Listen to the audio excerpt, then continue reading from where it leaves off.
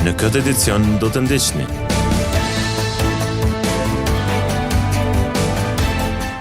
Njëzet e 6 vjet nga çlirimi i Shqiponjës, përkujtohen me homazhe të rënët.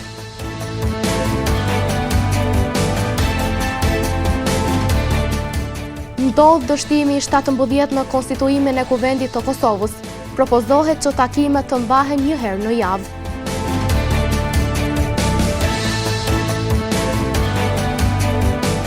Avokati Ardian Bajraktari thotë se arsyetimi i gjykatës për refuzimin e padisë kundër ZRE-s është i paqëndrueshëm.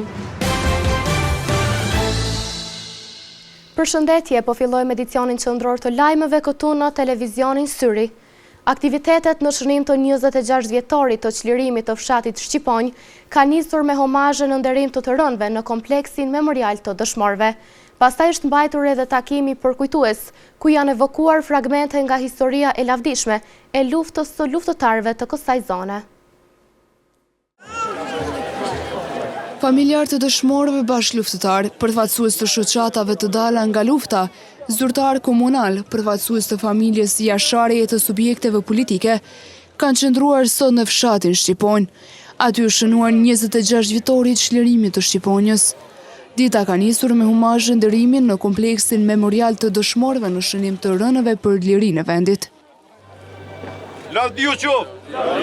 Pastaj është mbajtur edhe tubimi përkujtimor ku folësit sollen në rikujtesë luftën e lavdishme të Shqiponjës dhe kontributin e të gjithë atyre që sakrifikuan jetën. Bekim Jashari tha se lufta e Shqiponjës është një dëshmi e fortë se vetëm të bashkuar përmbushim idealet tona.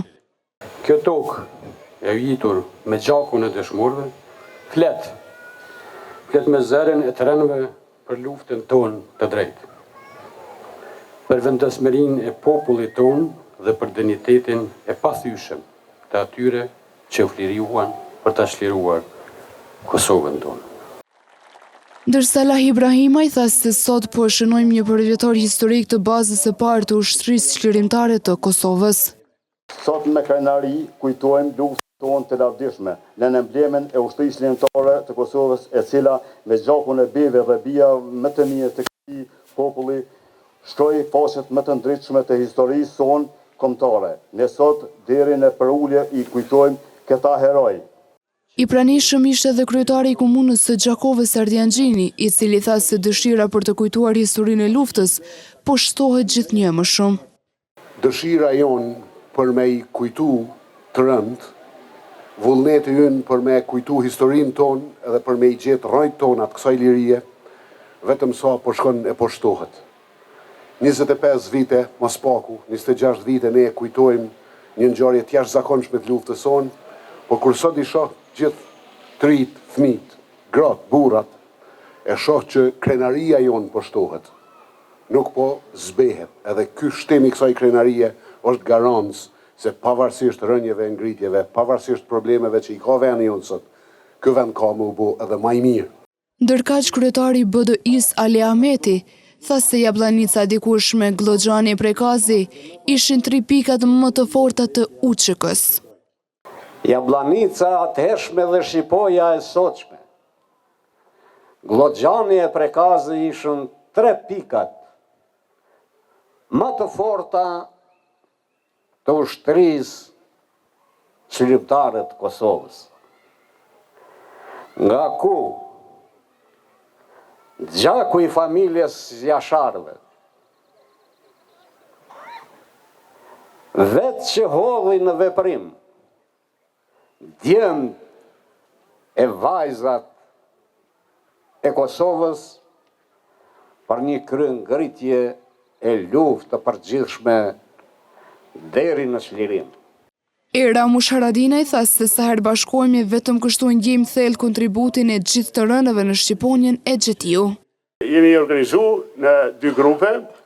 Një grup ka ardhur pikë krahu, dhe afër shtëpive, pasasoj pasasan dajve tjerë, paskanit të trejet, aty kam edhe një shtëpi të vogël që dikur u ndoqë më mirë në botë. Edhe një grup e ka pas për detyrë në orën e njëjtë, në kohën e njëjtë, pe kodrës përballë, se vija gjujtë që u llogarit ka të rreth 800 metër. E ne kishim mundësi me gjujtë për atje pa u rreziku. edhe fuqia e zjarit që më rike këto ishte më e madhe.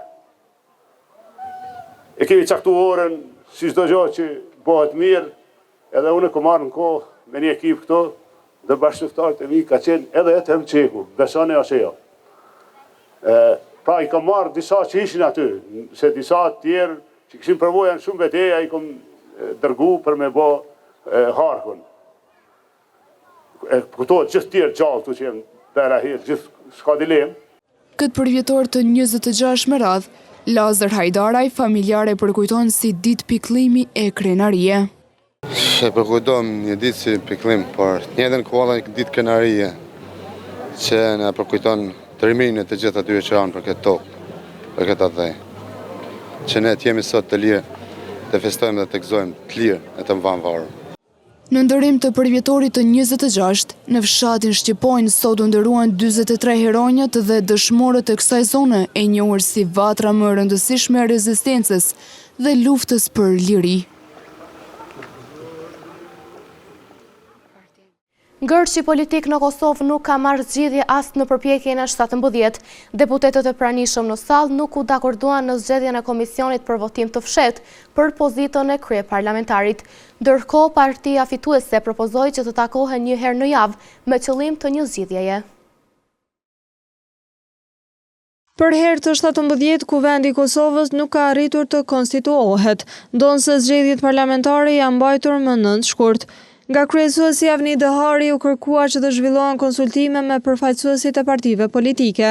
Të pranishëm në seancë ishin 99 deputet nga 120 gjithsej, por megjithatë procesi vijë i njëjtë si herët e kaluara.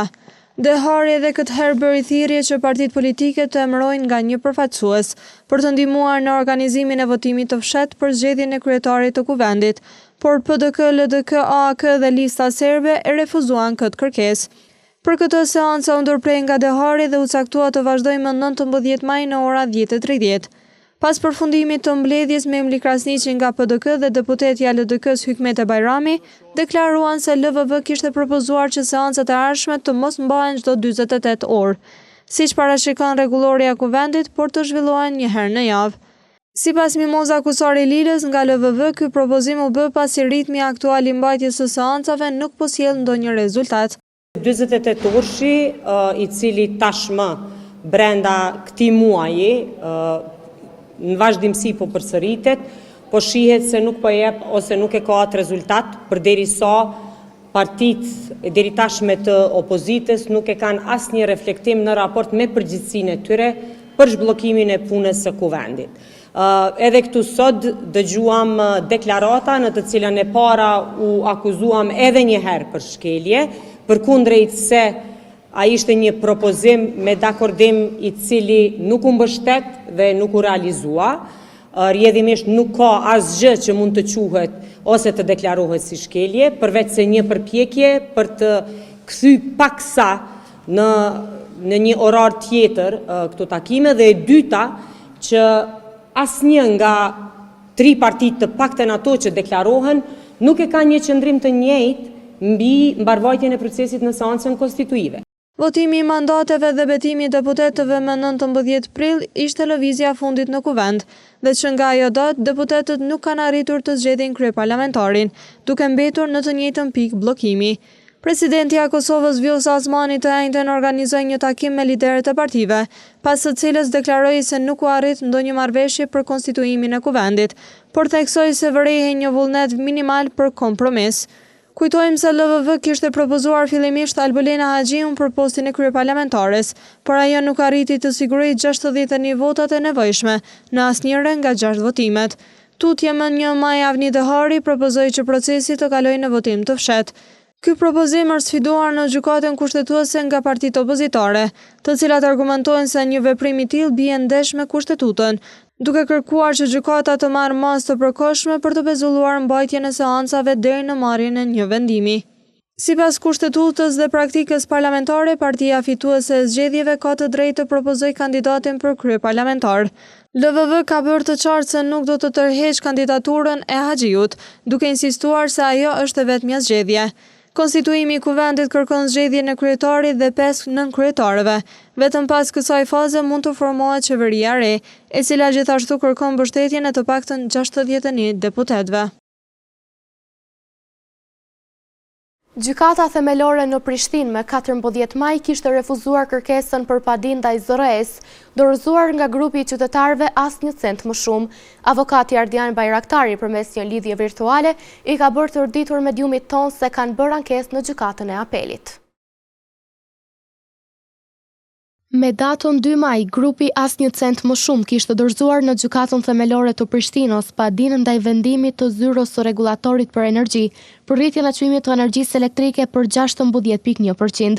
Ardian Bajraktari, avokat, përmes një lidhjeje virtuale përmjet dymit ton, u shpreh se nga ana e gjykatës kanë pranuar refuzimin e padisë së dorëzuar nga grupi dhe tashmë kanë dorëzuar ankesën në gjykatën e apelit dhe janë në pritje të epilogut. Me datën 2 maj, ne kemi dorëzuar padin në gjykatën themelore të Prishtinës. Krahas padis kemi bërë edhe kërkesë për sigurimin e padis përkatësisht shtyrjen e ekzekutimit të vendimit të zyrës së rregullatorit të energjisë, derisa gjykata të vendosë në formë meritore për sa i përket çështjes së padis. Dhe brenda afatit ligjor ne kemi pranuar nga ana e gjykatës refuzimin e propozimit vetëm për sa i përket çështjes së masës së sigurisë. Dhe në ditën pasuese ne kemi dorëzuar ankesën dhe aktualisht jemi në pritje të vendimit të gjykatës së apelit përkatësi me ankesën që ne kemi dorëzuar dhe vlerësojmë dhe jemi të bindur që pretendimet përkatësisht konstatimet e gjykatës themelore të Prishtinës për sa i përket çështjes së masës së sigurisë janë të paqëndrueshme, mirë po megjithatë ne po presim epilogun nga ana e gjykatës së apelit. Por vlen të theksohet që ka të bëjë vetëm për sa i përket çështjes së masës së sigurisë e jo në çështjen e trajtimit në merit të padisë. Sipas avokatit Bajraktari, arsyetimi i gjykatës është i paqëndrueshëm dhe se impakti i rritjes së çmimit jo vetëm të energjisë elektrike, por edhe të produkteve bazë është shqetësues dhe rëndon jetën e qytetarëve. Natyrisht në bindjen tonë ka qenë një qëndrim i paqëndrueshëm, një arsyetim i paqëndrueshëm për faktin se në bindjen tonë plotësohen kriteret ligjore për faktin se dëmi vështirë i riparueshëm për palët përkatësisht për qytetarët vetëm tash ka filluar të jap impaktin e tij për faktin se siç dihet tash kemi shtrejtim jo vetëm të energjisë elektrike, mirë po kemi shtrejtim të produkteve bazë, të natyrisht që e rëndojnë të masë jetën e qytetarëve. Për më tepër, po ashtu jemi siguru që të marrim dëshmi konkrete për sa i përket publikimit të indeksit të fundit të Agjencisë së Statistikave, ku brehet një trend jashtëzakonisht shqetësues i arritjes së çmimeve. Për më tepër, po ashtu vlen theksohet që sa i përket çështjes së bursës ndërkombëtare të energjisë, çmimi është stabil, prandaj në bindjen tonë vlerësojmë që plotësohen këto dy kritere, megjithatë po presim vendimin e gjykatës së apelit. Në fund, avokati Bajraktari bëri të ditur se janë optimist që gjykata do ta aprovojë si të bazuar ankesën e grupit dhe ta shtyejë ekzekutimin për t'i hapur pastaj rrugë shqyrtimit me themel të padisë. Ndryshojmë temë të informacionit. Gazetari dhe analisti nga Kosova, Nexhmedin Spahiu, pa i ardhur turp shkon dhe takohet me një ministër të një shteti fashist, i cili ka kryer gjenocid në popullin ton e që vazhdon ta mohojë qenien ton si njerëz dhe shtetin ton si sovran. Ky lloj gazetari dhe analisti duhet të injorohet dhe mos të ftohet në asnjë nga televizionet dhe mos të jepet mundësia një njeriu kaq shkurtpamës, i cili propagandon antikombëtarizmin shqiptar edhe i cili promovon vetëm përçarje. Komuniteti arsimor, por edhe prindëri duhet të bashkëpunojnë më shumë me psikologët e shkollave për të ruajtur shëndetin mendor të nxënësve. Psikologe Ylka Komoni Nuçi thotë se fëmijët duhet mësuar të kenë më shumë afërsi emocionale, më pak gjykim dhe më shumë mirëkuptim ndaj njëri tjetrit. Punësimi i psikologëve në shkolla po konsiderohet si ndihmes për nxënësit. Psikologe Ylka Komoni Nuçi u shpreh se është shumë e rëndësishme që do sigurohen mekanizmat të cilët do të ndikonin në mbështetjen e familjeve përgjatë prindërimit pozitiv. Unë besoj që është bërë një punë e mirë punësimi i psikologëve nëpër shkolla. Kjo ka me qenë ndihmes, edhe në fakt është ndihmes për nxënësat të cilët kanë nevojë më shpreh, që kanë nevojë më marrë këshilla, që ka nevojë që dikush mi kuptu botën emocionale të atyre, gjithsesi nuk duhet të mjaftohemi me kaq. Po besoj që ekzistojnë edhe mekanizma të tjerë të cilat duhet t'i sigurojë shteti, për shembull prezenca një psikologu klinik në institucione publike, po besoj që është një rëndësie të veçantë. Mandej, kur jemi të shërbimet familjare, po besoj që punësimi I punëtorëve në qendra për punë sociale, shtimi I personelit, edhe kjo ka me ndiku pozitivisht në ofrimin e shërbimeve familjare, kur dihet fakti që familjet ka nevojë për mbështetje, ka nevojë për këshilla se si t'i qasin fëmijëve të tyre për gjatë prindërimit pozitiv. Personeli në shkollë, sidomos mësimdhënësit, janë faktor të rëndësishëm në rritjen e bashkëpunimit me psikologun e shkollës dhe prindërit për të siguruar një mirëqenie për nxënësin, u shpreh Komani Nuçi. Unë po besoj që secili personel në shkollë e ka rëndësinë e vet përveç pjesës pedagogjike. Mësimdhënësat kanë mundësi të shohin nxënësat, të shohin ndryshimet, të shohin ndjesitë e nxënësave dhe në këtë mënyrë edhe I referojnë qoftë psikologu I shkollës apo I kanë kontakte të vazhdueshme edhe me prind t'i adresojnë problemet e kështu me radhë. Kështu që po besoj që kanë rëndësi personeli. Psikologja Komani Nuçi tregoi edhe faktorët të cilët ndikojnë në çrregullimin e problemeve mendore tek fëmijët, duke theksuar se fokusi duhet të jetë shumë I madh te shëndeti mendor. Faktor që kanë me ndiku ma tepër në çrregullimin e vështirësive apo në çrregullimin e problemeve mendore, të cilat I atakojnë ma shpesh, janë mungesa për qëndrimit, vështirësi në komunikimet të tjerë, probleme sociale, konfliktet vazhdueshme ndërmjet bashkëmoshatarëve, ndjesia jo e mirë ndaj vetes, ndaj të tjerëve, mungesa emocionale e kështu me radhë. Të gjitha këto bëjnë që fëmijët të kenë problematika të ndryshme përsa I përket shëndetit mendor, për cilat mendoj që nuk janë më pak të rëndësishme se sa shëndeti fizik, për atë arsye edhe po mendoj që fokusi duhet me qenë po kaq shumë I rëndësishëm edhe tek shëndeti mendor. Fëmijët shpeshherë vinë me çrregullime të ankthit të përgjithësuar, me simptomat e depresionit, me mungesë të kënaqësisë në përditshmëri e kështu me radhë. Më tepër afërsi emocionale, më pak gjykim, më shumë mirëkuptim. Në këtë mënyrë sigurohet respekti I fëmijëve ndaj prindërve dhe kujdestarëve dhe në këtë mënyrë arrihet disiplinimi duke kuptuar botën e tyre emocionale, tha mes tjerash psikologja Ylka Komani Nuçi. Kopshti Shën Klara ka shënuar 10 vjetorin e themelimit. Gjatë një ceremonie festive, aty është shprehur mirënjohja për kontributin e motrave franciskane, të cilat gjatë gjithë kohës bëjnë një punë shumë të mirë me fëmijët. I pranishëm ishte edhe I peshkvi I Kosovës, Imzot Dot Gjergji. Kopshti Shën Klara ka shënuar 10 vjetorin e themelimit. Gjatë një ceremonie të organizuar për këtë rast, u vlerësua puna motrave franciskane të kishës dhe stafit edukativ që kanë kontribuar ndër vite në ndërtimin e një ambienti të sigurt dhe të dashur për fëmijët. I pranishëm në këtë aktivitet ishte edhe I peshkvi I Kosovës, Imzot Dot Gjergji, I cili falenderoi të gjithë për kontributin që e kanë bërë në këto 10 vite. Unë jam këto për të falenderuar të gjithë të cilët kanë dhënë një kontribut në 10 vjetorin e punës së kopshtit Shën Klara. Duhet të falenderoj edukatorët, motrat, duhet të falenderoj gjithashtu prindërit që ju besojnë fëmijët, duhet të falenderoj fëmijët për këtë program kaq bukur që na e kanë dhënë dhe të uroj gjithë njerëzit edhe dëgjuesit tuaj që të kenë sa më shumë gëzim, harreje dhe lumturi në jetën e tyre, në edukimin e fëmijëve dhe në të ardhmen. Një fjalë rasti pati edhe motra franciskane Olga Dulaj, e cila është gjithmonë në shërbim dhe mbështetje të fëmijëve të kopshtit. Sot është ditë falënderimi. E falenderojmë Zotin për këtë ditë të bukur, kur festojmë së bashku si një familje e bashkuar e që protagonistët janë fëmijët. 10 breza që rritën në mesin tonë, në duart e motrave dhe edukatoreve, që me përgjegjësi dhe kujdes vigjilojnë mbi ta, me qëllim që t'u ndihmojnë familjeve dhe shoqërisë, para së gjithash në kultivimin e vlerave njerëzore. Gjatë aktivitetit u shfaqën edhe pika të ndryshme artistike nga vetë fëmijët, si dhe momente falenderimi për motrat që kanë shërbyer në kopsht që nga themelimi.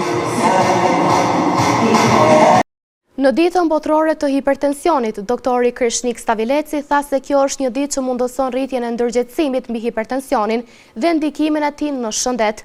Doktori gjithashtu tha se pacientët që vuajnë nga hipertensioni duhet të jenë shumë të kujdesshëm, në të kundërtën mund të kenë probleme të mëdha me shëndetin. 17 maj shënon ditën botërore të hipertensionit, ditë kjo që mundëson rritjen e ndërgjegjësimit mbi hipertensionin dhe ndikimin e tij në shëndet. Doktor Krishnik Stavileci tha se aktualisht nuk është i mjaftueshëm vetëdijsimi për të mbrojtur nga hipertensioni.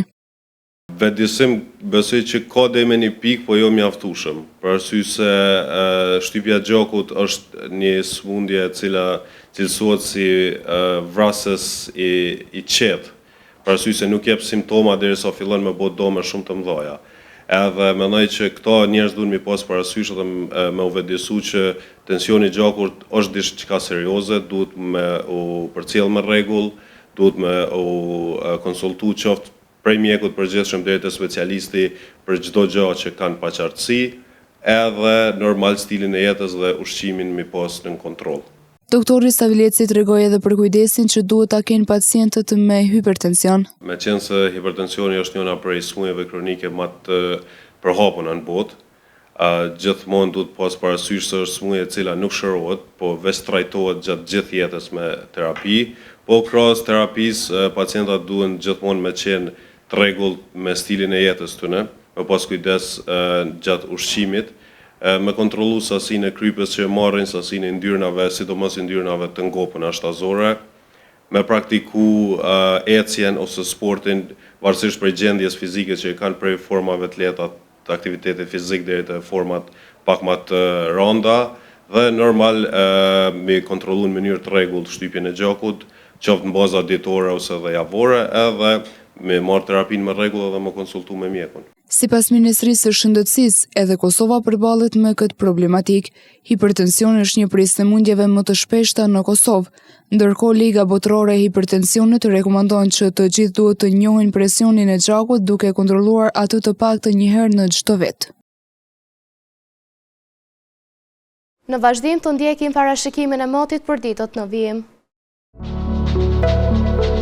Dita e sotme është karakterizuar nga moti ndryshueshëm, me temperatura që kanë lëvizur nga 5 deri në 17 gradë Celsius.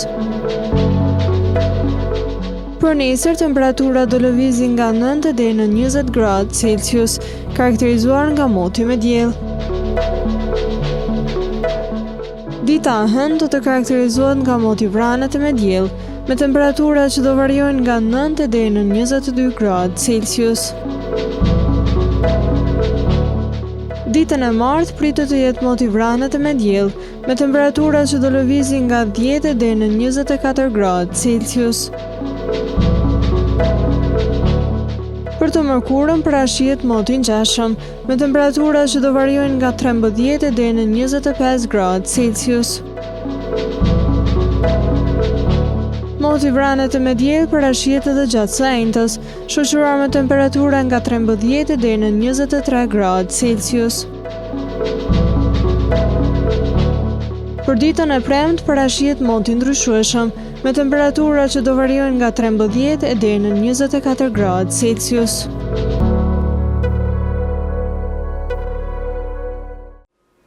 Para se të ndahemi të ndjekim edhe një herë titujt kryesor të këtij edicioni.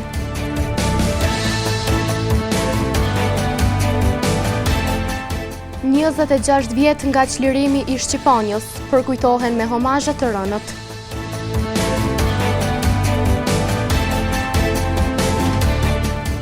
Ndodh dështimi i 17 në konstituimin e Kuvendit të Kosovës. Propozohet që takimet të mbahen një herë në javë.